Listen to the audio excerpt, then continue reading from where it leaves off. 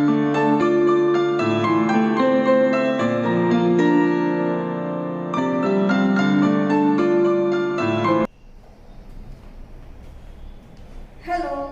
Welcome to TD Velani YouTube channel. આજે સૂચકાંકના આપણે આખરી સેશન તરફ જઈ રહ્યા છીએ, જેમાં આપણે જીવન નિર્વાહ ખર્ચનું સૂચકાંક, વિશિષ્ટ સૂત્રો અને ટૂંકા દાખલાનો અભ્યાસ કરીશું। આઈ હોપ તમને બધાને આ પ્રકરણ ખૂબ જ સરળ લાગ્યું હશે। કોઈ ડાઉટ હોય તો મારા પર્સનલ નંબર પર કોલ કરી શકો છો। આભાર, ધન્યવાદ। વિદ્યાર્થી મિત્રો, તૈયાર છો ને? સૂચકાંકના પૂર્ણાહુતિ તરફ જતાં ફરીથી શું ભણ્યા એ તમને ઝડપથી એકવાર રિવાઇઝ કરાવી દઉં તો સૌપ્રથમ આપણે ભાવ સાપેક્ષ, જથ્થા સાપેક્ષ સૂચકાંક index number P1/P0 multiply by 100, n વસ્તુઓના ભાવ સાપેક્ષને આધારે સૂચકાંક, અચલ આધારની સૂચકાંકની રીત, પરંપરિત આધારની સૂચકાંકની રીત, અચલ આધારના સૂચકાંકનું પરિવર્તન આધારના સૂચકાંકમાં પરિવર્તન, પરંપરિત આધારના સૂચકાંકનું અચલ આધારના સૂચકાંકમાં પરિવર્તન, લાસ્પિયરનો સૂચકાંક, પાસેનો સૂચકાંક, ફિશરનો સૂચકાંક, જેને આપણે આદર્શ સૂચકાંક કહીએ છીએ। જો દાખલાની રકમમાં તમને કોઈ પણ સૂચકાંક ન પૂછેલો હોય તો ફિશરનો સૂચકાંક શોધવાનો, જો આદર્શ સૂચકાંક પૂછેલો હોય તો પણ ફિશરનો સૂચકાંક જ શોધવાનો। પ્રકરણમાં આગળ વધતા આજે આપણે જીવન નિર્વાહ ખર્ચનો સૂચકાંક ભણવાના છીએ, જેમાં કુલ ખર્ચની રીત, કૌટુંબિક બજેટની રીત, નાણાંની ખરીદ શક્તિ અને વાસ્તવિક વેતન વિશે અભ્યાસ કરવાના છીએ। જીવન નિર્વાહ ખર્ચનો સૂચકાંક cost of living index number ભાવમાં થતી વધઘટને લીધે સમાજના જુદા જુદા વર્ગના લોકોના જીવન નિર્વાહ ખર્ચમાં થતા ફેરફારો માપવા અને તેનો અભ્યાસ કરવા માટે જીવન નિર્વાહ ખર્ચના સૂચકાંકની રચના કરવામાં આવે છે। જીવન નિર્વાહ ખર્ચના સૂચકાંકમાં સમાજના જુદા જુદા વર્ગો અને પ્રદેશના લોકો માટે અલગ અલગ તૈયાર કરવામાં આવે છે। એનો હેતુ અનાજનો ભાવ વધારો તવંગર વર્ગના લોકોના જીવન નિર્વાહ ખર્ચ પર વધુ અસર કરતો નથી, જ્યારે કામદાર વર્ગના લોકોના જીવન નિર્વાહ ખર્ચ પર વધુ અસર કરે છે। આથી જીવન નિર્વાહ ખર્ચના સૂચકાંકની રચના કરવા માટેનો હેતુ સ્પષ્ટ હોવો જોઈએ। નિદર્શમાં પસંદ થયેલા કુટુંબોના બજેટનો અભ્યાસ કરવામાં આવે છે। તેઓ દ્વારા વપરાશ કરવામાં આવતી જુદી જુદી વસ્તુઓની યાદી, વપરાશનું પ્રમાણ, છૂટક ભાવની યાદી, વપરાશ માટે કરવામાં આવતું ખર્ચ અને ખરીદીના સ્થળ વગેરે અંગેની માહિતી મેળવવામાં આવે છે। આ પ્રકારની તપાસને નિર્દોષ કૌટુંબિક અંદાજ તપાસ કહેવામાં આવે છે, જેમાં અલગ અલગ વસ્તુઓ જેમ કે ખોરાકની વસ્તુઓ, કપડાં, મકાન ભાડું, બળતણ અને વીજળી, પરચુરણ ખર્ચ વગેરેનો સમાવેશ કરી શકાય। ત્યારબાદ લોકો જે વિસ્તારમાં રહેતા હોય તે વિસ્તારમાંથી વસ્તુના છૂટક ભાવ મેળવવામાં આવે છે। આવા ભાવ શક્ય હોય ત્યાં સુધી પ્રમાણિત કે સરકાર માન્ય દુકાનોએથી મેળવવા જોઈએ। જ્યારે અલગ અલગ દુકાનોએથી જુદા જુદા સમયે જુદા જુદા ભાવ મળતા હોય ત્યારે તેની ભાવોની સરેરાશ ધ્યાનમાં લેવી જોઈએ। આધાર વર્ષ તરીકે સામાન્ય વર્ષ પસંદ કરવામાં આવે છે। સામાન્ય વર્ષના છૂટક ભાવને આધારે વર્ષના ભાવ તરીકે લઈ પ્રત્યેક વસ્તુ માટે ભાવ સાપેક્ષ તૈયાર કરવામાં આવે છે। આ માટે યોગ્ય સરેરાશનો ઉપયોગ કરવો પડે છે। સૈદ્ધાંતિક રીતે ગુણોત્તર મધ્યક સૂચકાંક રચના માટે શ્રેષ્ઠ સરેરાશ છે, પરંતુ તેની ગણતરી અઘરી હોય વ્યવહારમાં સૂચકાંકની રચના માટે ભારિત સરેરાશ પ્રચલિત છે। જીવન નિર્વાહ ખર્ચના સૂચકાંકની રચના માટે પસંદ થયેલી જુદી જુદી વસ્તુઓનું મહત્ત્વ એકસરખું હોતું નથી, તેથી વસ્તુઓના મહત્ત્વના પ્રમાણમાં જે આંક નક્કી કરવામાં આવે તેને ભાર કહેવામાં આવે છે। આવા ભાર બે પ્રકારના છે, ગર્ભિત ભાર અને સ્પષ્ટ ભાર। ભાર આપવાની આ પરોક્ષ રીત છે। આ પદ્ધતિ મુજબ સૂચકાંકની રચનામાં કોઈ વસ્તુની જેટલી જાત પસંદ કરવામાં આવે તેને તેટલો ભાર ગણાય છે। આ પ્રકારના ભારને સંખ્યામાં દર્શાવી શકાતું ન હોવાથી આ પદ્ધતિને ગર્ભિત ભાર કહે છે। સ્પષ્ટ ભાર ભાર આપવાની આ પ્રત્યક્ષ રીત છે। વસ્તુના મહત્ત્વના પ્રમાણમાં તેનો ભાર સ્પષ્ટ રીતે સંખ્યામાં દર્શાવવામાં આવે છે। આ રીતમાં વસ્તુઓના વપરાશ, વેચાણ, ઉત્પાદન કે વસ્તુ પાછળ થતા ખર્ચના પ્રમાણ નક્કી કરવામાં આવે છે. આમ વસ્તુઓને તેના મહત્ત્વના પ્રમાણમાં જે ભાર આપવામાં આવે છે તેને સ્પષ્ટ ભાર કહેવામાં આવે છે. સ્પષ્ટ ભાર આપવાની બે પ્રચલિત રીત છે, કુલ ખર્ચની રીત અને કૌટુંબિક અંદાજપત્રની રીત, જે આપણે આજે ભણવાના છીએ. જીવન નિર્વાહ ખર્ચ સૂચકાંકના ઉપયોગો અને મર્યાદા. સૌપ્રથમ, વેતન વધારો કરતાં વસ્તુઓનો ભાવ વધારો તીવ્ર હોય છે તો કામદારનું વાસ્તવિક વેતન ઘટે અને પરિણામે તેની ખરીદ શક્તિમાં ઘટાડો થાય છે. આમ નાણાંની સાચી ખરીદ શક્તિ અને વાસ્તવિક વેતન શોધવા માટે જીવન નિર્વાહ ખર્ચ સૂચકાંક ઉપયોગી બને છે. જે વર્ગના લોકોને ચૂકવાતું વેતન, મોંઘવારી ભથ્થા, બોનસ વગેરેમાં ફેરફાર સૂચવવા આ અંકનો ઉપયોગ કરવામાં આવે છે. વસ્તુના છૂટક ભાવોની લોકોના જીવન નિર્વાહ પર થતી અસરો માપે છે. તેથી સરકારને કઈ વસ્તુ પર આવશ્યક ધારા હેઠળ અંકુશ મૂકવો અને કઈ વસ્તુ મુક્ત વેપારમાં રાખવી તેનું માર્ગદર્શન આ પ્રકારના સૂચકાંક દ્વારા મળી રહે છે. જીવન નિર્વાહ ખર્ચનું સૂચકાંક સરકારને કર નીતિ ઘડવામાં, ભાવ નિયમન અને ભાડા નિયમન જેવી બાબત સામાન્ય નીતિ ઘડવામાં નિર્દેશ તરીકે મદદરૂપ થાય છે. જુદા જુદા વર્ગના લોકોનું જીવન ધોરણ ઊંચું લાવવા કયા પ્રકારની વિશિષ્ટ સગવડોની જરૂરિયાત છે તે નક્કી કરવા સરકારી સંસ્થાઓ અને જાહેર સંસ્થાઓ તેનો આધાર લે છે. જીવન નિર્વાહ ખર્ચના સૂચકાંકની મર્યાદાઓ. સમાજના બધા જ વર્ગ માટે એક સામાન્ય જીવન નિર્વાહ ખર્ચનો સૂચકાંક રચી શકાતો નથી. કોઈ એક પ્રદેશના કોઈ એક વર્ગના લોકો માટે મેળવાયેલો જીવન નિર્વાહ ખર્ચનો સૂચકાંક બીજા કોઈ પ્રદેશના તે જ વર્ગના લોકો માટે પણ બિન ઉપયોગી નીવડે છે.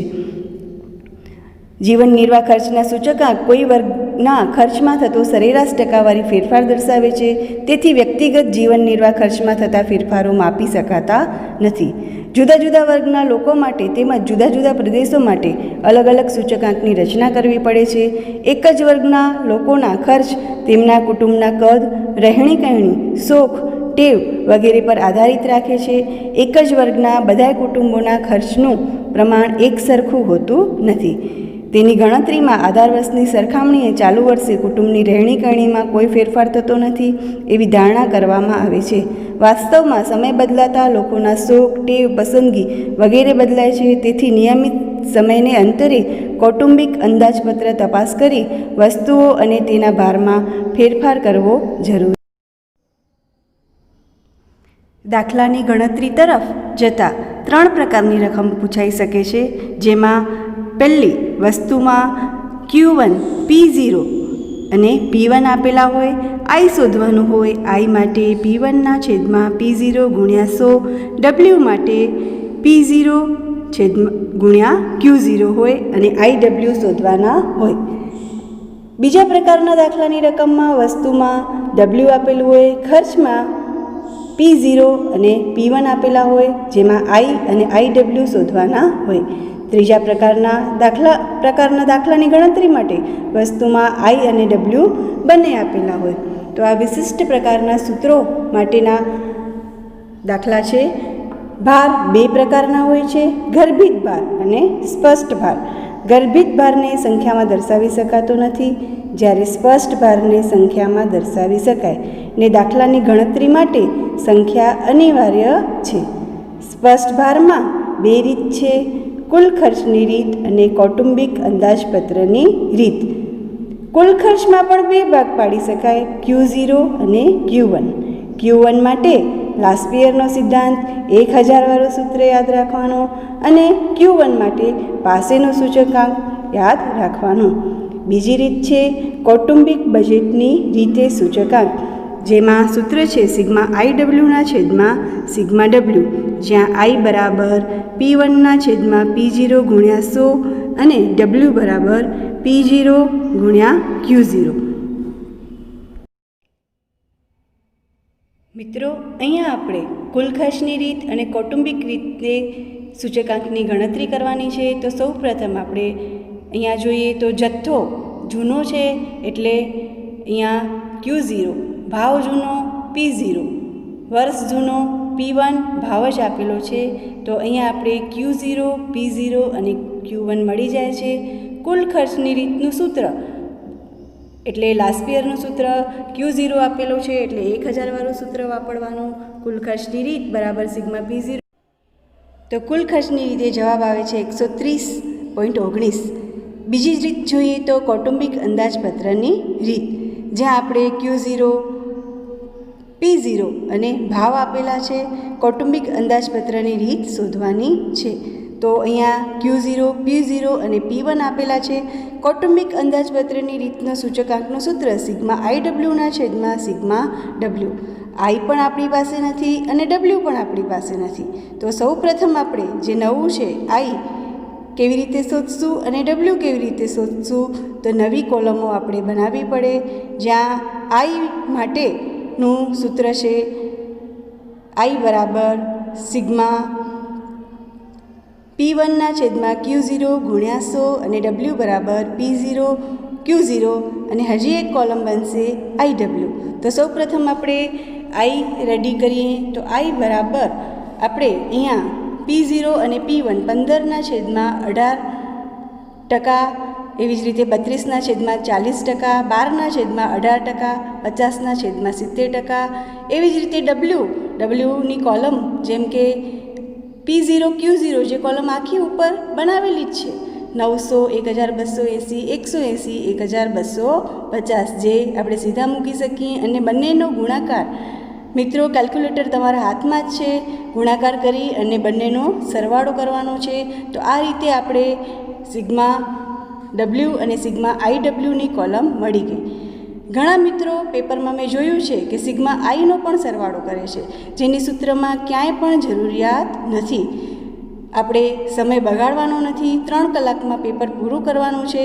તો જે સૂત્રને જરૂરિયાત હોય તે જ કોષ્ટક આપણે બનાવીશું, તે જ કોલમો આપણે બનાવીશું. તો અહીંયા હવે આપણી પાસે બધી જ સૂત્રમાં મૂકવા કિંમતો તૈયાર છે. સૂત્રમાં કિંમત મૂકતા જવાબ આવે છે 130.90.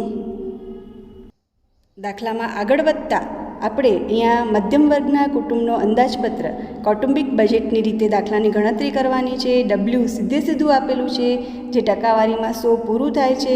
ખર્ચ આપેલું છે એટલે P0 અને P1 આપેલા છે. કૌટુંબિક અંદાજપત્રની રીત માટે અહીંયા આપણે W આપેલું છે, માત્ર Iની જ ગણતરી કરવાની છે. તો અહીંયા ખોરાક, બળતણ, વીજળી, ભાડું, કપડાં, પરચુરણ વગેરે માટે આપણે સૌથી પહેલાં સૂચકાંક મેળવવો પડશે. સૂચકાંક મેળવવા માટે આપણે નવી કોલમ બનાવીએ છીએ I બરાબર P1 ના છેદમાં P0 ગુણ્યા 100. તો આપણે અહીંયા રકમોમાં કિંમતો મૂકતા કેલ્ક્યુલેટરનો ઉપયોગ કરીએ છીએ. 130, 127.59, 160, 150, 120. પૂર્ણાંકમાં એટલે કે પોઈન્ટમાં રકમ આવે તો કોઈ પણ ગભરાવાની જરૂર નથી. એવી જ રીતે હવે આપણી પાસે W તો છે જ, I અને Wનો ગુણાકાર કરતાં બધી કિંમતો લખી દીધી અને એનો સરવાળો પણ કરી દીધો. અને સૂત્રમાં કિંમત મૂકતા 135.64 જે આપણો જવાબ આવે છે, જે કૌટુંબિક અંદાજપત્રની રીત માટેનો છે. પછીનો દાખલો છે કે 5 વસ્તુઓમાંથી 3 વસ્તુઓ ABCના ભાવ વર્ષ 2010ના સાપેક્ષમાં 2015માં અનુક્રમે 90%, 120%, 70% જેટલો વધારો થયો છે. જ્યારે 2 વસ્તુઓના ભાવ D અને Eના ભાવમાં અનુક્રમે 2% અને 5% જેટલો ઘટાડો થયો છે. વસ્તુ A અને વસ્તુ B કરતાં 4 ગણી મહત્ત્વની છે અને વસ્તુ C એ વસ્તુ A કરતાં 6 ગણી મહત્ત્વની છે. વસ્તુઓ D અને Eનું મહત્ત્વ વસ્તુ Bના મહત્ત્વથી 2.5 ગણું છે. આ 5 વસ્તુઓ 2015ના વર્ષનો સામાન્ય સૂચકાંક શોધો. ખૂબ જ અગત્યનો દાખલો છે. વસ્તુ A કેવી છે? વસ્તુ B કરતાં 4 ગણી મહત્ત્વની છે. એટલે કે Bનું મહત્ત્વ ખબર હોય તો જ આપણે Aનું મહત્ત્વ એટલે કે ભાર આપણને મળે. શૂન્ય સિવાય એટલે કે 1 કરતાં વધુ કોઈ પણ રકમ ધારો તો જવાબ આવશે ને આવશે જ. તમારા પાઠ્યપુસ્તકમાં 1 રકમ ધારેલી છે, અહીંયા આપણે વસ્તુનું મહત્ત્વ 2 ધારીએ. ધારો કે વસ્તુ Bનું મહત્ત્વ 2 છે, તો અહીંયા આપણે દાખલામાં આગળ વધવા માટે વસ્તુ A ગુણ્યા 2 એવું લખીએ તો જોઈએ જવાબ શું આવે છે આપણો. તો ડબલ્યુ માટે નવી કોલમ બનાવી. ધારો કે વસ્તુ બીનું મહત્ત્વ 2 છે, તો અહીંયા વસ્તુ એનું મહત્ત્વ 2 × 4 બરાબર 8 થશે. તેવી જ રીતે આપણે આગળ વધીએ તો વસ્તુ સીનું મહત્ત્વ આપણે 6 ગણું વધારે છે, તો 8 × 6 બરાબર 48 થશે. વસ્તુ ડી અને ઈનું મહત્ત્વ 2.5 ગણું છે, એટલે કે 2 × 2.5 બરાબર 5 થાય. બાકી તો તમને આવડે છે IWનો ગુણાકાર અને સરવાળો. સૂત્રમાં કિંમત મૂકતા તમારો સૂચકાંક આવશે 163.01. કેટલું સરળ છે. આ દાખલો થોડો અલગ છે. વર્ષ 2015માં જીવન નિર્વાહ ખર્ચનો સૂચકાંકના સમૂહ પૈકી ખોરાક અને કપડાનો સૂચકાંક આપેલો છે 150 અને 224.7. આપણે કોષ્ટકમાં કિંમત ભરીએ. અહીંયા તમે જોશો તો સીધો સૂચકાંક આપેલો છે, કોઈ પણ પ્રકારની ગણતરી કર્યા વગર તૈયાર જ આપેલો છે. 150 કાપડનો સૂચકાંક અને 224.7 જે આપણે સીધી કિંમત મૂકી દેવાની. આગળ વધતા બળતણ માટેનો સૂચકાંક આપેલો છે, જેમાં 220% વધારો થયો છે, એટલે 100 + 220 બરાબર 320. ભાડાના ખર્ચ 4000થી વધીને 6000 થયો, જે જૂનું જ છે. I બરાબર P1/P0 × 100, એટલે કે જવાબ આવશે 100 ને તમારો 50. અને એમાં પણ લખેલું છે એવી જ રીતે તમારો બળતણ માટેનો આવી ગયો, ભાડું આવી ગયું, અને હવે આપેલું છે 1.75 ગણો વધ્યો. પરચુરણ ખર્ચ 1.75 ગણો વધ્યો, એટલે કે 100 × 175, અને વધારો થયો એટલે કે +100, એટલે 275 રૂપિયા તમારા સૂચકાંક. આ બધા જ સૂચકાંક રેડી થઈ ગયા. ત્યારબાદ આપણે જોશું તો આ સમૂહોમાં અનુક્રમે 40%, 18%, 12% અને 20% આપવામાં આવેલા છે. ખૂબ જ અગત્યની વાત છે, બરાબર, કે કેટલાક લોકો એવું માને છે કે ડબલ્યુનો સરવાળો હંમેશા 100 જ થાય. અરે મિત્રો, એવું નથી. અગાઉના દાખલામાં પણ ડબલ્યુનો સરવાળો 100 આવ્યો ન હતો. પણ ડેફિનેટલી જ્યારે ટકાના સ્વરૂપમાં ડબલ્યુ આપેલું હોય ત્યારે તેનો સરવાળો 100 જ થાય. તે તો આપણે બધાએ જાણીએ છીએ કે ટકા હંમેશા 100માં જ હોય. તો અહીંયા આપણે જોશું તો 40, 18, 12, 20 આનો સરવાળો 90 થાય છે, અને જેને આપણે કુલ ટકા 100માંથી બાદ કરીએ તો અહીંયા આપણે 100 - 90 બરાબર 10 આવશે. તો આવી રીતે આપણે દરેકનો ભાર મળી ગયો, ડબલ્યુ મળી ગયો. સરળ છે ને. તો હવે પછી IW એનો સરવાળો, સૂત્રમાં કિંમત મૂકવાની, આવી ગયો 196.35. ખૂબ જ અગત્યનો દાખલો છે. બળતણની વિગતો આપેલી છે, જેમ કે કોલસો, કેરોસીન, લાકડું, દિવાસળી, અને એનો સૂચકાંક તૈયાર કરવાનો છે, અને પછી કુલ સૂચકાંક તૈયાર કરવાનો છે. તો સૌપ્રથમ આપણે અહીંયા કુલ ખર્ચની રીતે Q0, P0, Q1ની રીતે આપણે બળતણનો સૂચકાંક મેળવી લઈએ, અને એ તમને બધાને આવડે જ છે. તો આ રહ્યું 113.5057 જે બળતણનો સૂચકાંક છે. આપણે દાખલો ગણવા માટે ખૂબ જ જરૂરી છે. તો યાદ રાખજો, બળતણનો સૂચકાંકનો સમૂહ આપેલો છે, જેના ઉપરથી મેળવ્યો છે આપણે 113.51. દાખલામાં આપણે જોશું તો બીજું બધું આપેલું છે, જેમ કે અલગ અલગ સમૂહો છે. ખોરાકનો સમૂહ, એના પછી કાપડનો સમૂહ આપેલો છે, એના પછી ઘરભાડું આપેલું છે, અને પરચુરણ. તો સૌથી પહેલાં કાપડ માટે સમૂહોનો સૂચકાંક 3 ગણો છે, એટલે 3 × 100 બરાબર 300. એવી જ રીતે કાપડનો સમૂહ 2.5 ગણો છે, તો 2.5 × 100 બરાબર 250. તેવી જ રીતે પરચુરણ માટે 3.25 ગણો, તો 3.25 × 100 બરાબર 325. ઘરભાડુંનું પણ આપેલું છે, 4.5 ગણો વધ્યો, તો 4.5 × 100 બરાબર 450. અને આગળ આપણે બળતણના ખર્ચનો સૂચકાંક શોધી જ રાખ્યો હતો 113.51. દરેક તો ઝડપથી આ રીતે આપણે ભાર મૂકી અને 100માંથી તે બાદ કરતાં 79, 100માંથી બાદ કરતાં 21 મળે છે. IW શોધ્યો અને સૂત્રમાં કિંમત મૂકી σIW/W, તો 271.34 જે આપણે કુલ રકમનો સૂચકાંક મળી ગયો. ટૂંકા દાખલા તરફ આગળ જઈએ તો જૂનો પગાર આપેલો છે અને નવો પગાર શોધવાનો છે. જૂનો પગાર છે 14,400, જેમાં 115% વધારો થયો છે એટલે નવો પગાર તમને મળશે 16,500. દાખલામાં આગળ વધતા ફરીથી આપેલું છે સૂચકાંક 100થી વધીને 180 થયો છે, પગાર 6,000થી વધીને 8,000 થયો છે, તો ખરીદ શક્તિ વધી કે ઘટી? તો પગાર કેટલો થવો જોઈએ? તો 6,000 ગુણ્યા 180 બરાબર 10,800 થવો જોઈએ, પરંતુ વાસ્તવમાં તો પગાર વધ્યો છે 9,000, તો ખરીદ શક્તિમાં ઘટાડો થયો છે.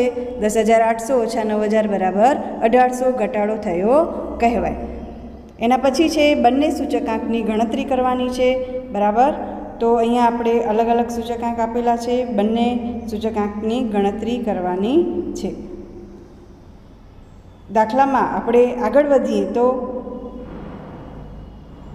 નાણાંની ખરીદ શક્તિનું સૂત્ર આપેલું છે 100 સૂચકાંક. નાણાંની ખરીદ શક્તિ એટલે કે ભૂતકાળના ભાવનું અનુમાન કરવું.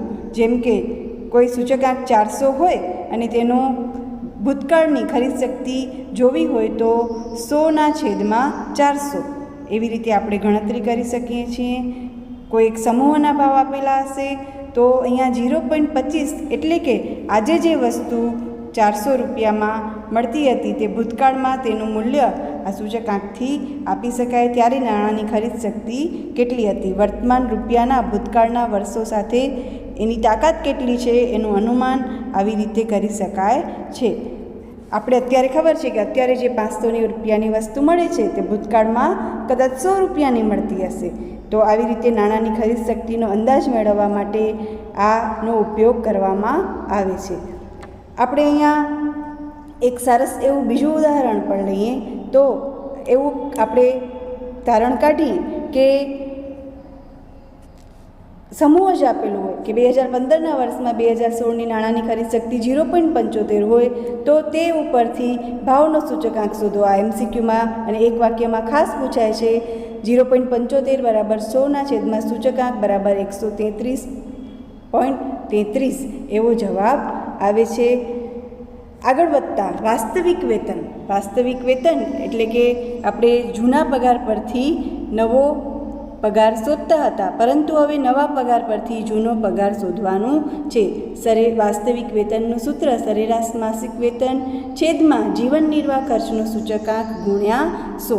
જેમ કે 2013માં માસિક આવક 20,000 છે, જીવન નિર્વાહ ખર્ચનો સૂચકાંક 130 છે અને 2015ની માસિક આવકનો અંદાજ મેળવ્યો છે જે 26,000 આવે છે. તો આ ઉપરથી આપણે પગાર મેળવવો છે તો અહીંયા આપણે વાસ્તવિક વેતનમાં સરેરાશ માસિક વેતન 26,000 છેદમાં 130 ગુણ્યા 100 બરાબર 20,000 જે આપણે ધારી રાખ્યો હતો. તો વાસ્તવિક વેતન આ રીતે શોધી શકાય છે. એના પછીનો દાખલો આપણે આપેલો છે ફુગાવાનો દર. ફુગાવાના દર સૂત્ર મોટું છે પણ ગભરાવાની બિલકુલ જરૂર નથી. ચાલુ ઓછા અગાઉ ભાગ્યા અગાઉ ગુણ્યા 100. માત્ર એટલું યાદ રાખવાથી સૂત્ર યાદ રહી જશે. બરાબર, તો અહીંયા આપણે વર્ષ 2015 અને 16નો જથ્થાબંધ ભાવનો સૂચકાંક ફુગાવાના દર માટે દરેક વખતે જથ્થાબંધ ભાવ જ આપેલો હશે, ખાસ યાદ રાખવું તમને.